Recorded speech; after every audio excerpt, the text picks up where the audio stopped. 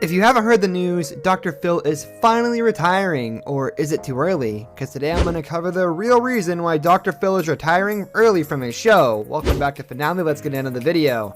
Number 5, he's not a real doctor. Yeah, you heard that right, Dr. Phil is not a real doctor.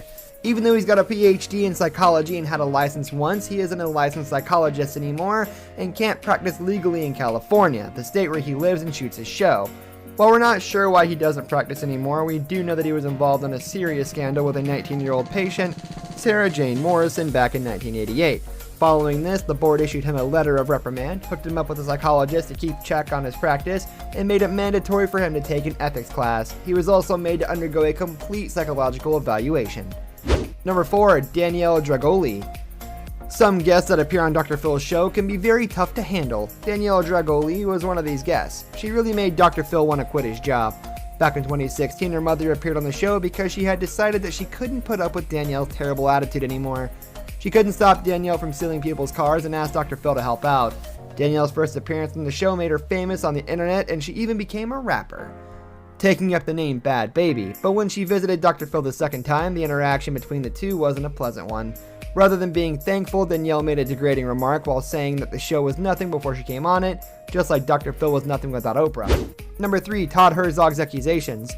Todd Herzog, who starred on the TV show Survivor, has claimed that before his appearance on the Dr. Phil show in 2013, he was left on his own in the show's dressing room.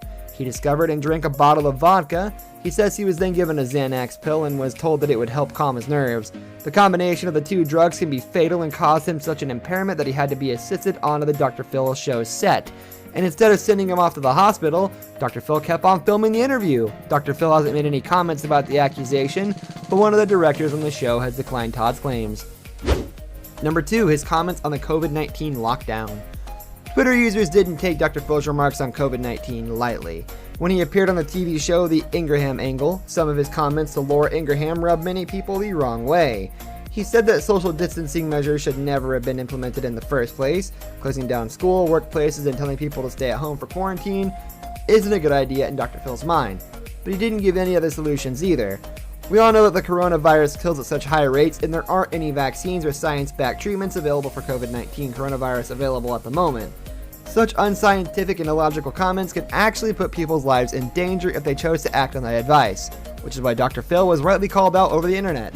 Number 1, Shelby DuVall. Shelby DuVall, the actress mostly known for her role in the classic horror movie The Shining, was already dealing with mental health issues when she made her appearance on Dr. Phil's show.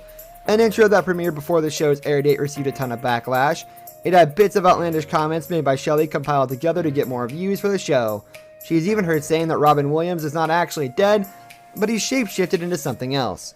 This outright exploitation of the actress's condition brought out fans and friends into her support.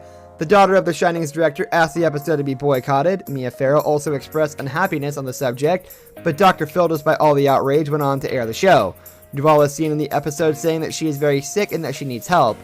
After a 45-minute interview, she was taken to a mental health treatment center in Malibu.